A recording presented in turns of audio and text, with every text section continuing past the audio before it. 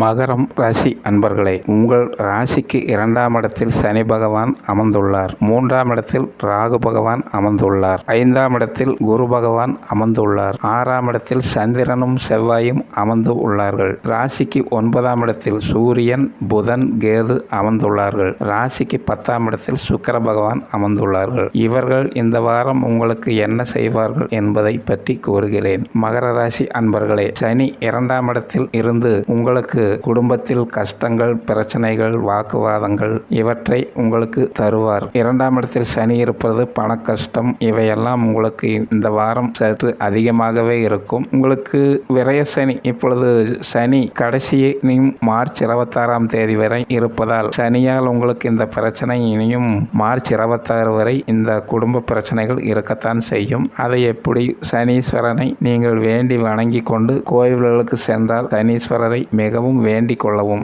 இது உங்களுக்கு மார்ச் 26ஆம் தேதி வரை தான் இந்த பிரச்சனைகள் எல்லாம், அப்புறம் தீர்ந்துவிடும். தைரியமாக இருங்கள். 3ஆம் இடத்தில் ராகு பகவான், இவர் உங்களுக்கு நல்ல தைரியத்தை, மனதைரியம், சகோதர ஆதரவு இவற்றையெல்லாம் உங்களுக்கு தருவார். உங்களுக்கு 5ஆம் இடத்தில் குரு பகவான் உங்கள் ராசியை பார்ப்பதால் உங்களுக்கு எந்த கஷ்டங்களையும் சமாளிக்கக்கூடிய தைரியத்தை குரு பகவான் மகர ராசி அன்பர்களுக்கு வழங்கி வருகிறார். இவர் உங்களுக்கு இந்த கஷ்டங்களை போக்க இவர் பார்வை உங்களுக்கு மிக பலத்தை தரும். குரு பகவான் உங்களுக்கு மிக மிக நல்லதே உங்கள் ராசிக்கு தந்து கொண்டிருக்கிறார். இவரால் உங்களுக்கு எல்லா பிரச்சனையும் சமாளிக்க கூட மனதைரியத்தை சமாளிக்க உதவுகிறார். உங்களுக்கு ராசிக்கு 6ஆம் இடத்தில் சந்திரனும் செவ்வாயும் வந்திருக்கிறார். சந்திரன் 6ஆம் இடத்தில், 7ஆம் இடத்தில், 8ஆம் இடத்தில் சஞ்சாரம் செய்கிறார். 6ஆம் இட சந்திரன் உங்களுக்கு நல்லதே செய்வார். 7ஆம் இட சந்திரனும் நல்லதே செய்வார். 8ஆம் இட சந்திரன் வார இறுதியில் உங்களுக்கு சில கஷ்டம், சிறிது தொல்லைகள் இருக்கலாம். 8ஆம் இட சந்திரனால் உங்களுக்கு சந்திரன் அவ்வளவு கெடு பலன்கள் இந்த வாரம் செய்ய மாட்டார். செவ்வாய் பகவான் உங்கள் ராசிக்கு 4ஆம் அதிபதி, 11ஆம் அதிபதி. செவ்வாய் உங்கள் ராசிக்கு 6ஆம் இடத்தில் இருப்பது நல்ல பலன் தான். செவ்வாய் உங்கள் ராசிக்கு 6ஆம் இடத்தில் இருப்பதால் உங்களுக்கு கடன் பிரச்சனை, நோய் பிரச்சனை,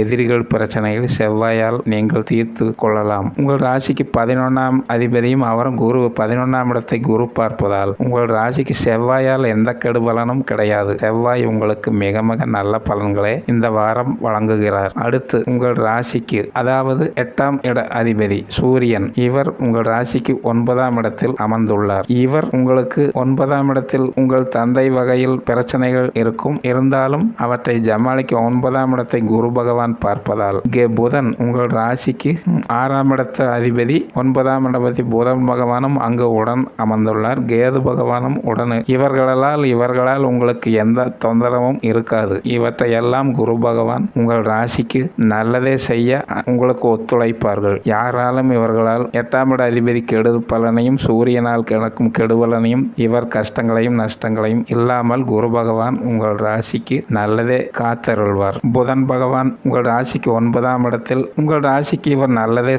செய்வார். புதன் 9ல் இருப்பது நல்லதுதான். இவர் புதன் உங்களுக்கு நல்ல லாபங்களையும் தொழில் எல்லா விதத்திலும் நன்மையை செய்ய இருப்பதால் புதனால் உங்களுக்கு எந்த கெடுபலனும் இந்த வாரம் கிடையாது. மொத்தத்தில் உங்கள் 9ஆம் இடத்தில் இருக்கும் கிரகங்களால் எந்த கெடுபலனும் அதிகம் தராமல் குரு பகவான் அந்த இடத்தை பார்ப்பதால் உங்களுக்கு 9ஆம் இட பலன் மிக மிக நல்லபடியாகவே இருக்கிறது. உங்கள் ராசிக்கு 10ஆம் இடத்தில் சுக்கிரன் சொந்த வீட்டில் ஆட்சியாக உள்ளார். இவர் தொழில் விஷயங்களில் நல்ல பலன் அளிக்கிறார். 10ஆம் இடத்தில் சுக்கிரன் நல்ல பலன் அளிப்பார். 10ஆம் இடம் சில பிரச்சனைகள் போகும் இடங்களில் சில கலகங்களையும் பொருள் விஷயத்தில் சில இழப்புகளையும் சந்திக்கலாம். இவற்றை நீங்கள் சற்று பார்த்து கவனமாக இருக்க வேண்டும். அதிகம் வாக்குவாதங்கள் யாருடனும் வைத்து, சுக்கிரன் 10ல் இருப்பது அவ்வளவு ஒரு மிதமான பலன்தான் தருவார். தொழில் வகையில் மாத்திரம் ஓரளவுக்கு நன்றாக இருக்கும். மற்ற விஷயங்களில் அவர் நல்ல பலன், பொருள் இழப்புகளையும் கலகங்களையும், அதாவது சண்டைகளையும் உங்களுக்கு சுக்கிரன் இந்த வாரம் யாருடனும் அதிகமாக பேசி வேண்டாம், பார்த்து நடந்து கொள்ளுங்கள். உங்களுக்கு 2ஆம் இடத்தில் ராகு இருப்பதும், உங்களுக்கு 3ஆம் இடத்தில் ராகு இருப்பது சற்று தைரியத்தை தரும். மொத்தத்தில் உங்களுக்கு சுக்கிரனால் பெரிய